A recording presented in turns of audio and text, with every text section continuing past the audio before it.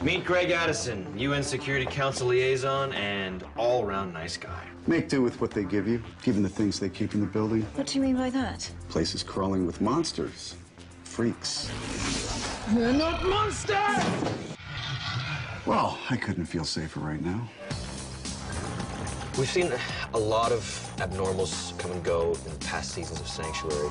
This season, we're going to see a lot of equally cool abnormals, but they're going to be more humanoid. What you think you see as human is not necessarily so. We'll see characters where they appear perfectly normal and then end up doing something quite extraordinary. Yeah, now. The first abnormals that we meet this season that come to mind would be our lovely flying people. Bruno and Sheila. And they're like these humanoid bird-type creatures. They'll blow your mind, but they are so hysterically funny. I'll get the weapons. You'll stay here. That's not gonna fly. Pardon the pun. Technically, that's not a pun. Throwing your correspondence school diploma in my face again? What is it, onomatopoeia? Not a pun. You're gonna love to hate Bruno. You can't dislike him. You're gonna want to. He's a pain in the ass. And then when it's all said and done, you're gonna want him to come back.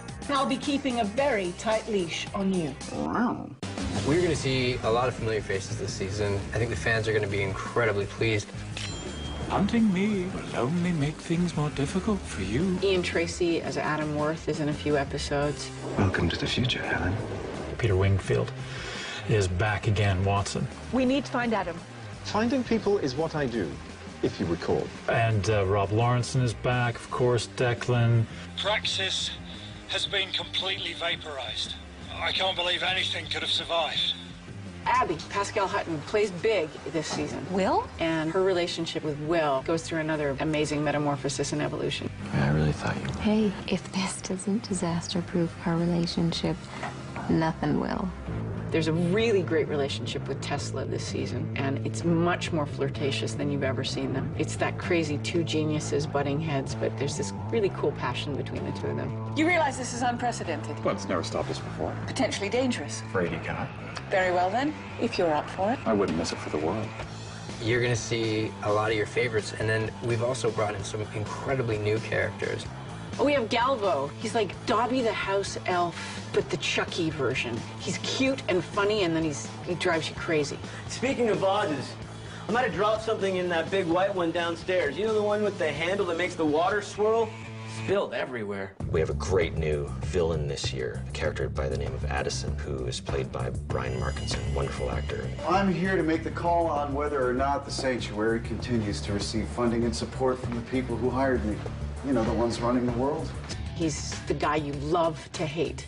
You know what I love about really great tactics? They work even when the other guy sees them coming. Carlo Rota, who is a phenomenal actor, and he's hysterically funny. What a day! How incredible! Sorry, feel my heart. It's so exciting. Gil Bellows is coming to join us for the last 2 episodes. A new age is coming. I think there's going to be a lot of surprises this year, more surprises than what we've seen in the past. Each character is so relatable, and it's really easy to root for the members of the Sanctuary, and you want to know what happens to them, and you want to know if they're going to be okay or not, and I'm not entirely sure how intentional that is, or if we've just tapped into something really amazing.